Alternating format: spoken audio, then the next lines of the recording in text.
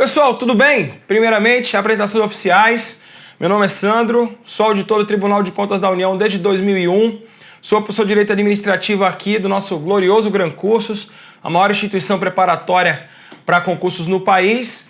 Também fui servidor da CGU e sou professor de Direito Administrativo em vários cursos presenciais em Brasília e aqui no Gran Cursos. Então essa é a nossa primeira aula para auditor do Tribunal de Contas do Distrito Federal, uma das mais esperadas disputas vindouras aí. Tenho certeza que a gente vai ter uma competição afiada e os que trabalharem conosco vão disputar palma a palma aí com a concorrência essas vagas.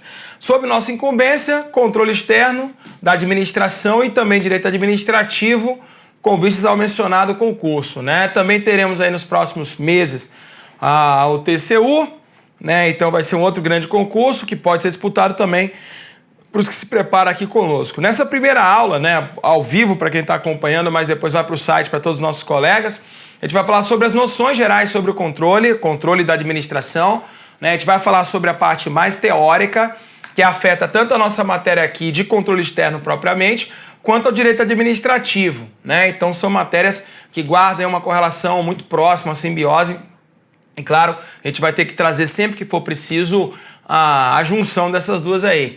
Sandro, banca não interessa, o que interessa é que você dispute. No nosso curso aqui, para auditor do Tribunal de Contas do Distrito Federal, TCDF, a gente vai chamar assim para ficar mais fácil, você vai ter tanta teoria quanto exercício. Na aula de hoje a gente vai falar sobre teoria, Falar sobre a parte geral, como eu disse, mas também vai revisar toda a parte jurisprudencial que pertine ao controle da administração, Inicialmente aí um abraço para quem está conosco, pessoal do grupo, estou acompanhando aqui, geral, daqui a pouco eu falo sobre isso. Um abraço aí para o nosso grupo de questões, antes que alguém me peça, tá fechado, tá repleto, e vamos junto, vamos trabalhar. Bora lá? Vai pro seu material aí, me acompanha aí, por favor. Beleza? Começo do trabalho aí e tô acompanhando os amigos, tá? Não se preocupem, porque eu vou lendo ali as mensagens também e as dúvidas. Bom, primeiramente cabe uma breve noção sobre o controle, sobre a atividade, Então, o controle é um poder-dever, e aí eu chamo a atenção para 3 palavrinhas, tá? Vigilância, orientação e correção. Então, o controle ele é VOC. Lembra assim, tá? Vigilância, orientação e controle. Aliás, correção. Pessoal, olha só. Quando a gente fala de controle no dia a dia, Do tipo, putz, ele é muito controlado pela mulher, Ele é mandado. Só que o controle, às vezes também ocorre, Mais incomum a mulher ser mandada pelo homem, Então, abstraindo as preferências de cada um, O fato é que quando você fala de controle, você pensa logo em alguém mandando, E aí criou-se esse estigma de que o Tribunal de Contas da União manda. Não manda, nosso papel é interpretar, assim como é o do TCDF. Um pouquinho mais adiante a gente fala um pouquinho sobre a jurisdição de cada um, mas já dá para adiantar, O que importa para nós, essencialmente, é a origem do recurso. Se o recurso é da União, quem controla é o TCU. Se o recurso é distrital, quem controla é o TCDF, Então, nós vigiamos, orientamos e, quando é o caso, corrigimos. Sandro, mas olha só, vocês podem mandar anular? Podemos, a gente pode. Mas vocês anulam? Não. Depois a gente vai ver por quê, mas o Tribunal de Contas não anula nada, ele não tem esse poder, de anular. O poder de anular é da administração, como a gente aprende lá no direito administrativo, súmula 473 do Supremo, ou então do judiciário. Então o Tribunal de Contas ele não anula, ele determina que anule, ok? Vai no seu material. Então, esse conceito de controle da administração, que é um poder, dever, de vigiar, orientar, corrigir, que a própria administração pública exerce, Própria administração pública é o que o direito administrativo chama de autotutela, Sinteticamente, a administração pública ela tem esse poder, dever de manter as coisas em ordem, ou então outro poder exerce sobre outros órgãos administrativos, diretamente ou por meio de órgãos especializados. Aí eu aproveito para dar como exemplo, e é só um exemplo mesmo, os tribunais de contas, Os tribunais de contas têm um delay sim, Jorge. Tô vendo você aí, tá? Tem um default que leva ao delay por conta da transmissão dos dados, faz parte, Mas olha só, órgão especializado em controle. O Tribunal de Contas é um órgão especializado. Nossa tarefa é controlar. Agora, adiantando um pouquinho, também rememorando para outros, o controle não é titularidade do Tribunal de Contas. O controle da administração pública, visto o controle como uma atividade externa, controle externo, a titularidade pertence ao Parlamento, no caso federal, o Congresso Nacional. Aqui, no caso do DF, Câmara Legislativa do Distrito Federal é quem tem a titularidade desse poder. Aliás, dessa tarefa, para não confundir com poder, né? Dessa tarefa. Então, o Tribunal de Contas, ele auxilia no desempenho aí dessa tarefa de controlar a administração que pertence ao Legislativo, como veremos a partir da Constituição Federal. Agora, olha só, já adiantando uma dúvida, diria, um ponto aí de dissensão, né, de discussão doutrinária, se o Tribunal de Contas é um auxiliar ou não é. Bom, há uma tese, né, que prevalece no âmbito dos tribunais de contas que não seria. Agora, o examinador, principalmente do CESP, ele olha para o Tribunal de Contas como sendo um auxiliar do parlamento no controle que a gente pode chamar de controle legislativo. O controle legislativo, titularidade, como eu disse, do próprio legislativo, ele é exercido com auxílio do Tribunal de Contas. É o que vai dizer o artigo 71 da Constituição Federal. Notem, quando lerem, né, e cada palavrinha na Constituição Federal é importante, tem uma força danada, que a Constituição fala com auxílio. Ela não fala que o tribunal seria um auxiliar. E há a diferença, claro, né? Se fosse para ser auxiliar ou com auxílio, né? Se fosse para ser auxiliar, estava lá auxiliar. Auxiliar, por exemplo, se você tivesse aí uma pessoa no seu carro o tempo todo, né? Para se auxiliar quando furar pneu, quando tiver que consertar, aí você mantém lá uma pessoa semi-escravizada para isso. Esse seria um auxiliar. Prestar auxílio, você está andando na rua, seu pneu fura. Alguém vai lá e dá uma mão, né? Esse prestou auxílio. Então a gente daria uma mão, dá uma mão ao Congresso Nacional no desempenho dessa tarefa de controlar a administração, né? E daí? E daí que é uma confusão danada. Sandro, e eu, na prova? O que eu levo? Leva para a prova a posição que o examinador tem adotado, na maioria, de que o Tribunal de Contas é um auxiliar do parlamento. Tudo bem? Beleza, então vai para o seu material aí, ó. Controlar, a atividade de controle nem sempre pressupõe hierarquia. Show? Maravilha. Então a gente passa a classificar o controle. Oi, Bia, tudo bem? Boa tarde para você também, tá? Seja bem-vinda aí. A gente pode classificar o controle a partir da origem, né? São várias as classificações propostas, a gente vai trazer aqui as mais importantes, tá? Só um aviso de forma, a cada 30 minutos a gente faz uma paradinha de 2 minutos, uma descansada e volta para continuar nossa abordagem. Então o controle, seu material, de novo, ele pode ser interno. Esse controle interno ele é posicionado dentro do mesmo poder.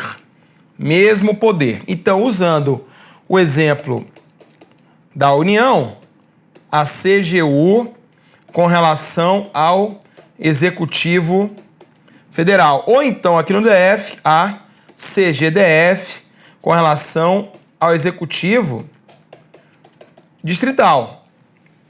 O interessante é que a Constituição menciona, lá no artigo 74, que nós temos um sistema de controle interno, né? A CGU é um desses órgãos de controle interno que fazem parte do sistema. Cada poder deveria ter seu órgão, então seu próprio subsistema de controle interno. O CNJ, por exemplo, deve fazer, às vezes, o controle interno no Poder Judiciário. Em cada tribunal, muitas vezes, se tem ali um órgão de controle interno dentro da própria estrutura de um tribunal. É o que ocorre no STJ e em outros mais, né?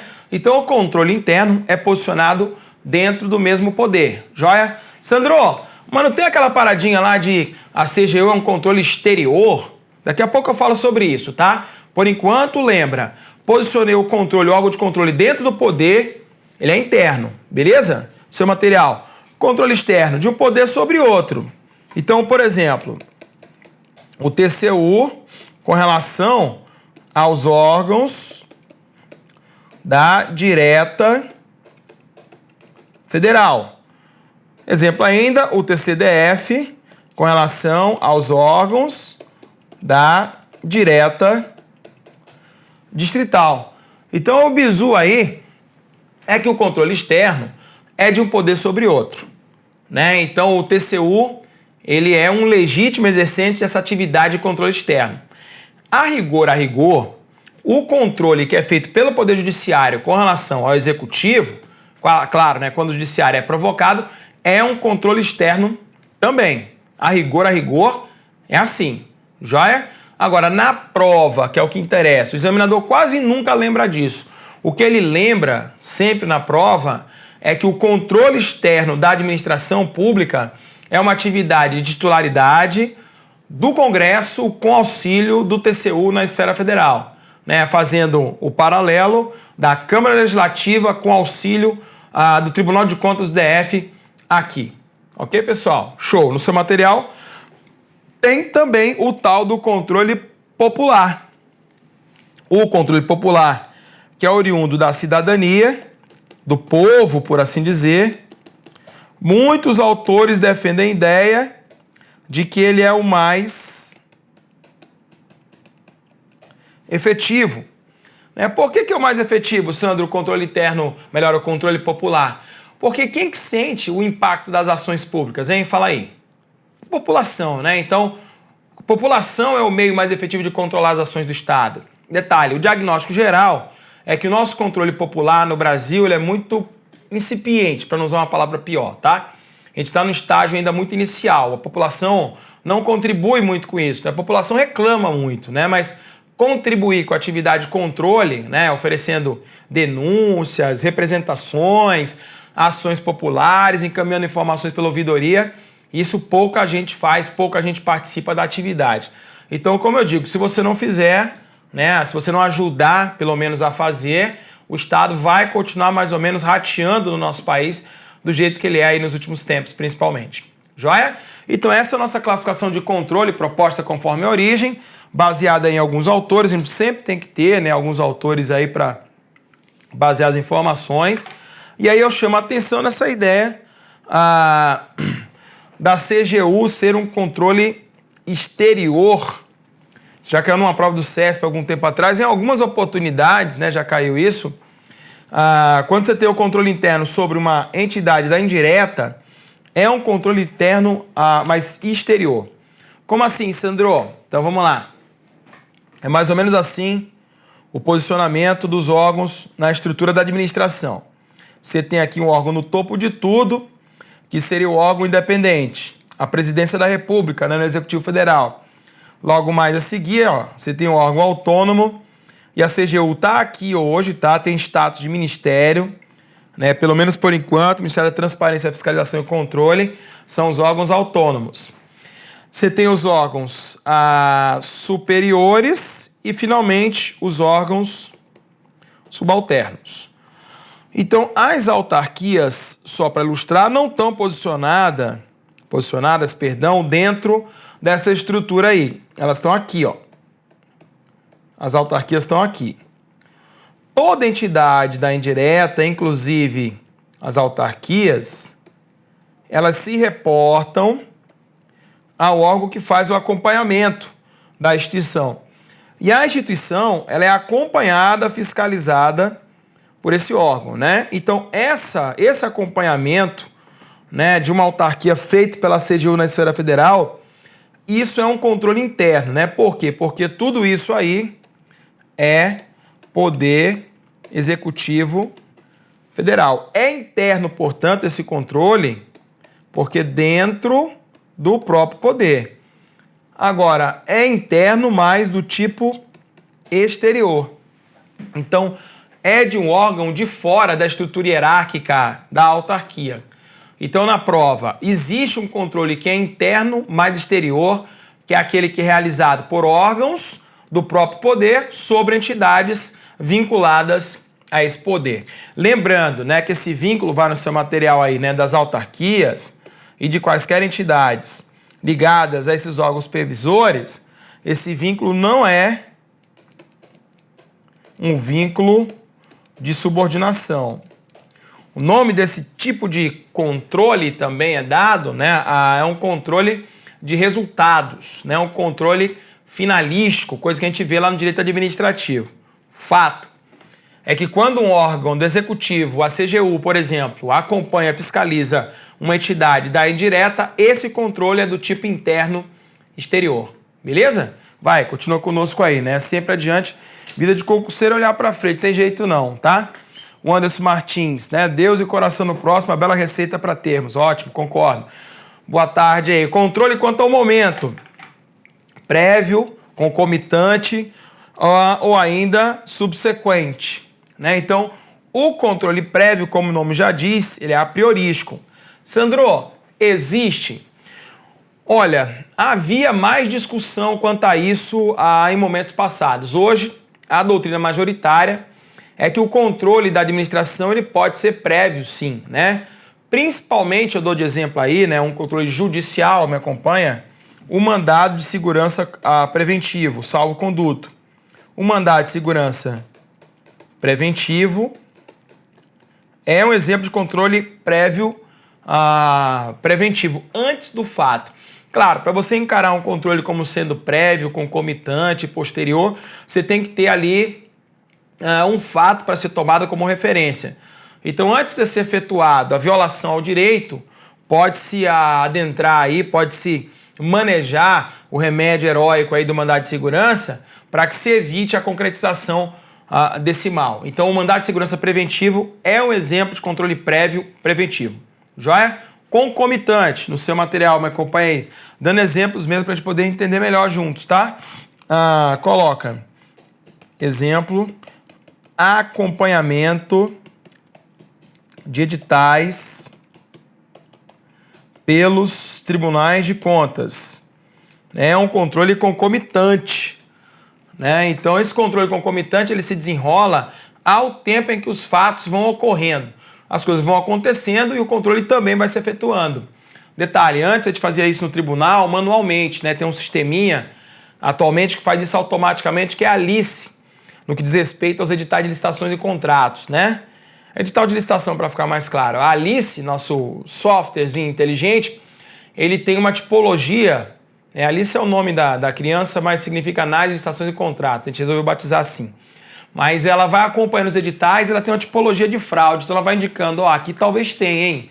Pelo monte de expressões que se repetem, né, que podem denotar algum problema, a Alice encaminha lá para o corpo funcional para que a gente faça uma análise um pouco mais apurada. Então, é esse mundo que vocês vão viver quando forem auditores, não só no TCDF, mas em qualquer tribunal, né? Eu fico brincando com a rapaziada que a gente está vendo aquele mundo do Minority Report, aquele filmes lá do Tom Cruise, que tem os precogs, né? Que os caras vão prevendo o que vai acontecer. A gente está chegando a isso já, né? Na atividade de auditoria com esses softwares aí, inteligentes que nós temos, né? Mas beleza, entendeu aí, né? Esse negócio de prévio, concomitante, que é o que interessa. Vai acontecendo, você está ali acompanhando no desenrolar dos fatos. A gente tem áreas que são incumbidas disso no tribunal. E tem o controle posterior. A gente pode usar um monte de exemplos aí, né? Porque aqui é o que mais acontece. Exemplo, julgamento de contas. Que a gente ainda vai falar, né? Exemplo, atos sujeitos a registro, lá do inciso 3 do artigo 71 da Constituição Federal. Esse é um exemplo de controle posteriori, né? Sandro, julgamento de contas, beleza. É aquele lá da presidente? Não, não é não. Não. A presidente não tem suas contas julgadas pelo tribunal. A presidente, né, que foi impeachmentada há pouco tempo, ela tem suas contas apreciadas mediante parecer prévio. Isso não é julgamento de contas. Quem julga as contas de um presidente da República é o Congresso, né? Fazendo paralelo, aqui no DF, quem julga é a Câmara Legislativa.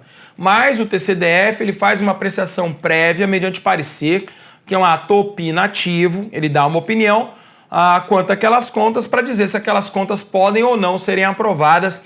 É isso que o TCDF faz. Então, o julgamento das contas do chefe executivo, esse sim, é feito pelo parlamento.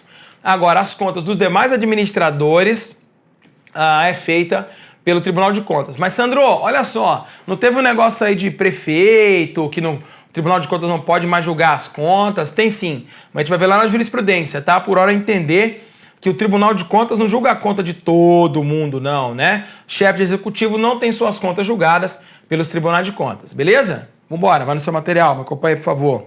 Show, tem que sempre ir adiante, né? Muito bem. Adentrando um pouco mais a rotina do nosso tipo de controle, do controle administrativo, efetivamente, a gente pode dizer que esse controle administrativo, na acepção que o examinador usa em prova, ele é feito pela administração sobre os atos dela mesma, a administração, né? Sobre seus próprios atos. Então, é um controle por autotutela, como nós falamos, tem uma súmula 473 do Supremo Tribunal Federal que fala disso, né? Nesse controle feito pela administração com relação aos seus próprios atos, os aspectos podem ser de legalidade ou de conveniência, oportunidade, mérito. Mas, Sandro, não tem aquele negócio lá de que o judiciário não pode adentrar no mérito da decisão administrativa? Verdade. Essa é a posição que você tem que levar para a prova ainda, tá?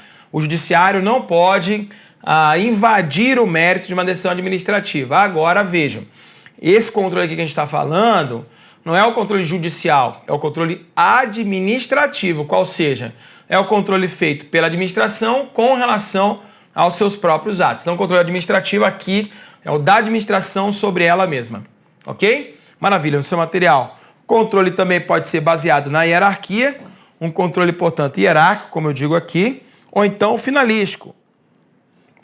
Um controle por finalidade, que no fim das contas é o que mais interessa para a população, né? Aqui é uma crítica que eu faço, que pode servir para discursivas, tá? Acompanha, de vez em quando a gente coloca ali uma discursiva ou outra lá no nosso site também, dá uma olhadinha lá, tá? Nosso pessoal. Mas veja, a prova discursiva, ela pede muitas vezes para você fazer distinção entre esses controles. O controle finalístico é aquele que não se atrela à hierarquia. Então, por exemplo, o controle feito por um órgão da direta com relação às entidades da indireta é um controle finalístico. Esse controle é realizado para verificar se a entidade da indireta ela não vem sendo desvirtuada das funções, das diretrizes, dos objetivos que justificaram a criação dessa entidade da indireta aí. Então, é um controle que não é por hierarquia, é um controle por finalidade, vai se verificar se a entidade não vem sendo desvirtuada, no fim é isso. Controle por hierarquia é manda quem pode, obedece você sabe quem, é o que acontece, por exemplo, com a presidência com relação aos ministérios, dos ministérios com relação às secretarias executivas, e daí vai. É um controle onde alguém manda e o outro obedece. Joia? Maravilha. No seu material, o controle de órgão sobre órgão dentro da mesma esfera, dentro do mesmo poder, esse se dá por hierarquia, né? Com relações de subordinação postas aí. Como eu disse, no executivo, você tem ali presidente, ministros, ou então governador, secretários distritais, e aí tem toda uma estrutura hierarquizada. Esse controle dentro do mesmo poder de órgãos guardados à hierarquia é um controle baseado em relações de subordinação. Joia? Maravilha. Então esse é o controle administrativo, ainda não acabou. Vamos adiante, um pouco mais, como de praxe. Controle do órgão sobre entidades indireta, como nós já falamos também, se dá por vinculação sem relações de hierarquia. Então, de novo, mais uma vez, né? As entidades indiretas são controladas sim pela administração pública, mas isso não significa hierarquia, isso significa sim que elas são vinculadas a órgãos supervisores. Joia? Maravilha, vamos lá. Continua porque a gente vai mudar um pouquinho de ares agora para falar do controle que vai ser feito por vocês, né? É o controle legislativo. Esse controle legislativo, ele se dá por órgãos legislativos, né? Câmara, Senado, CLDF, ou comissões, basicamente, parlamentares, sobre atos da administração. Lembrando aqui que a nossa intenção é falar que do controle dos atos da administração pública. Então aqui a gente está falando dos controles legislativos sobre os atos da administração. Então isso a Câmara Legislativa pode fazer, Congresso, né, por meio de uma das casas, mas as comissões parlamentares também têm essa função de exercer controle, né, sobre os atos da administração. No seu material, veja, a Constituição estabelece limites para essa atividade, nos termos e limites da própria Constituição Federal, mas é do tipo externo também, fazendo lembrança. Então, o controle legislativo incidente sobre os atos da administração é um controle externo, e eu reitero, a titularidade dessa atividade de controle externo não é do Tribunal de Contas, né? Para o bem e para o mal. a titularidade é do parlamento. Então, aqui no DF, a titularidade é da série DF, que contará com o apoio do Tribunal de Contas do DF. Sandro, mas então é por isso que a série DF e o Congresso escolhem ali conselheiros, no caso distrital, ou ministros, no caso do TCU, porque na realidade esse pessoal todo aí do controle é legislativo? Também, né? A nossa composição hoje dos colegiados, aí, tanto no TCU quanto no TCDF, ela é plurima, né? Uma parte é indicada pelo legislativo, uma parte pelo executivo, e dentro do executivo tem alguns critérios para indicação, que a gente vai ver depois. Por enquanto, no seu material, como eu falei mais atrás, o TCU é um controle legislativo, né? Vai estar bem aqui, tá?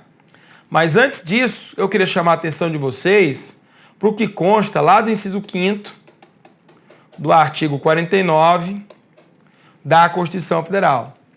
Oi, Fernando, beleza, Maíra? Tranquilo, mestre?